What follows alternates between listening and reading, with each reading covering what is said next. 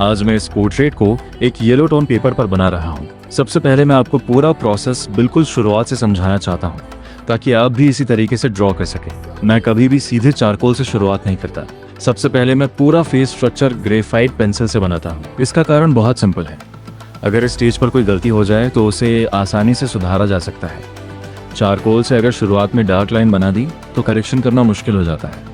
तो सबसे पहले मैं बहुत हल्के हाथ से फेस का शेप बनाता हूँ, फिर सेंटर लाइन और आई लाइन मार्क करता हूँ ताकि प्रोपोर्शन सही रहे। उसके बाद आँख, नाक और होंठ की सही पोजीशन तय करता हूँ।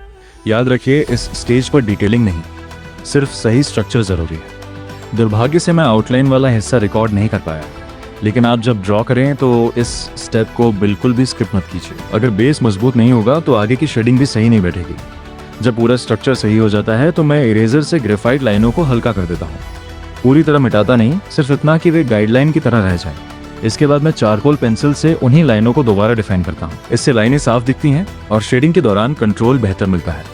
अब मैं शेडिंग की शुरुआत करता हूँ और हमेशा आंखों से करता हूँ, क्योंकि आंखें ही पोर्ट्रेट की जानती हैं। सबसे पहले पुतली को डार्क करता हूँ, फिर आइरिस में टोन डालता हूँ, छोटा सा हाईलाइट छोड़ देता हूँ। यही आंखों में चमक और जीवंतता लाता है। इसके बाद मैं चारकोल पाउडर लेता हूँ और डार्क एरिया मार्क करता हूँ, जैसे आंखों के कोने, नाक के नीचे, होंठ के नीचे और चेहरे का शैडो साइड। मैं टिश्यू की जगह मेकअप ब्रश का इस्तेमाल करता हूँ, क्योंकि ब्रश से ब्लेंडिंग ज़्यादा स्मूथ और कंट्रोल में रहती है। ध्यान रखिए, एक बार में बहुत ज़्यादा चारकोल मत लगाइए, लेयर बनाइए, धीरे धीरे टोन डेवलप कीजिए। रियलिस्टिक इफेक्ट लेयरिंग से आता है, जल्दीबाजी से नहीं। इस ड्राइंग में लाइट बाईं तरफ से आ रही है, इसलिए दाईं तरफ शैडो थोड़ा ज़्यादा गहरा है। जहाँ लाइट फॉल हो रही है उन हिस्सों को मैं साफ और हल्का रखता हूँ, क्योंकि लाइट ड्रॉ नहीं की जाती, लाइट को बस जगह दी जाती है। अब मैं बालों पर काम करता हूँ। बालों को कभी भी पूरा काला मत भर दीजिए। पहले बेस टोन डालिए, फिर इरेजर से हल्के हल्के स्ट्रोक निकालकर हाईलाइट बनाइए। इससे बालों में टेक्सचर और गहराई आती है। इस पोर्ट्रेट में महिला ने पारंपरिक गहने पहने, बड़ा ईयररिंग, नेकलेस और माथे पर बिंदी। ज्वेलरी में कॉन्ट्रास्ट बहुत जरूरी है। अगर उसके पीछे डार्क टोन होगा तो गहने ज्यादा उभर कर आएंगे। छोटे छोटे हाईलाइट डालकर मेटल का इफेक्ट दीजिए। अब आता है सबसे खास हिस्सा, ग्लो इफेक्ट। क्योंकि ये येलो टोन पेपर है, इसमें पहले से ही एक वार्म बेस है। मैं सॉफ्ट पेस्टल का इस्तेमाल सिर्फ उन्हीं जगहों पर करता हूँ जहाँ नेचुरल लाइट पड़ रही है, जैसे माथा, गाल, नाक का ब्रिज और होंठ के ऊपर का हिस्सा। बहुत हल्के हाथ से पेस्टल लगाइए, फिर साफ ब्रश से धीरे धीरे ब्लेंड कीजिए। अगर डार्क और लाइट के बीच सही कॉन्ट्रास्ट होगा तो ग्लो अपने आप उभर कर आएगा। आखिर में मैं पूरी ड्राइंग को थोड़ा दूर से देखकर चेक करता हूँ, कहीं प्रोपोर्शन गलत तो नहीं, कहीं शैडो ज़्यादा तो नहीं, कहीं हाईलाइट कम तो नहीं।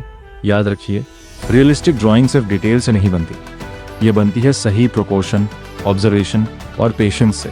मैं सेल्फ टॉट आर्टिस्ट हूँ। मैंने लगातार प्रैक्टिस और गलतियों से सीखा है।